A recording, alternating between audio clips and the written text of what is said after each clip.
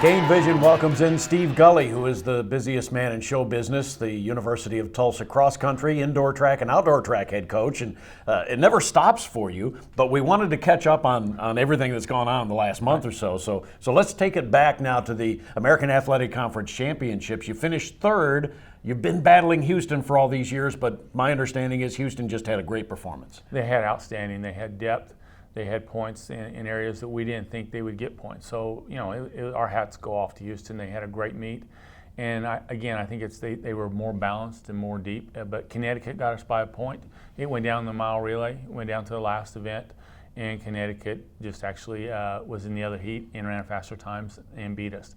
Again, you go in with a little bit less number of athletes, then you got to hit on everything. And we just had probably one event off, but it exposed us. So a little bit of bad luck then? A little bit, but again, these teams just have more athletes than we have. And if you have more bullets in the meet, you feel a little bit better. But obviously you had some really good performances in the championships. Mark Scott obviously continues to be terrific for you, but other folks as well. Yeah, yes, we had other people step up, and I think we got probably what we could get out of the meet. I don't think there was any disappointments. If there were disappointments, it was more maybe we raced improperly in that race.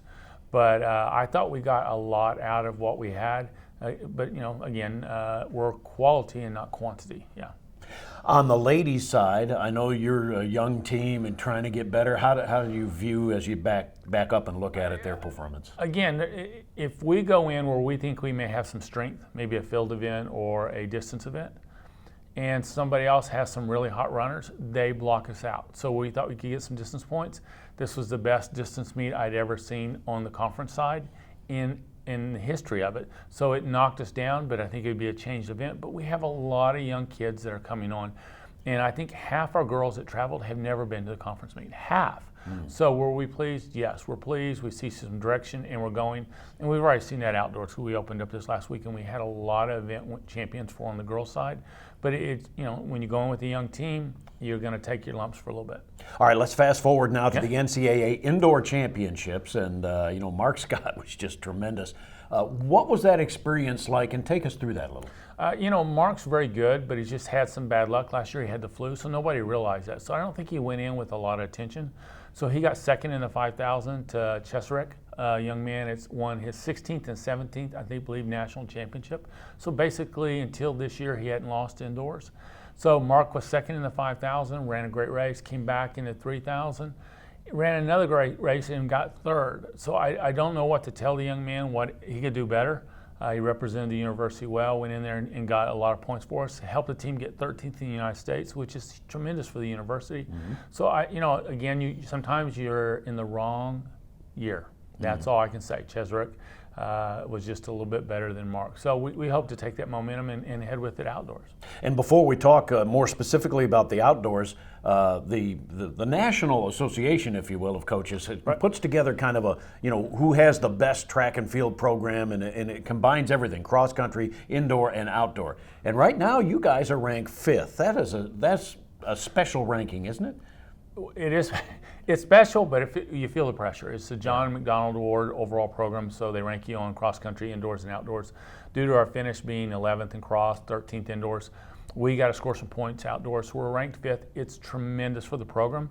We feel pressure, no question. We got to hit some points outdoors to hold that deal. But in a way, it's a great compliment to the hard work these kids have done. So basically, you have to score points in the NCAA finals event, if you will, a tournament or whatever you want to call it, in order to be qualified for this event, right? Totally. Yeah. So you're looking at all the schools across the entire country. So it's kind of mind-boggling when you think the small school in the United States that competes in the football and basketball playoffs is sitting tied with Colorado for 5th best program in the United States. Yeah. So, something special, but now we turn to the outdoor, where you want to score some points eventually at the end of the deal. Early on, what are your thoughts about the outdoor?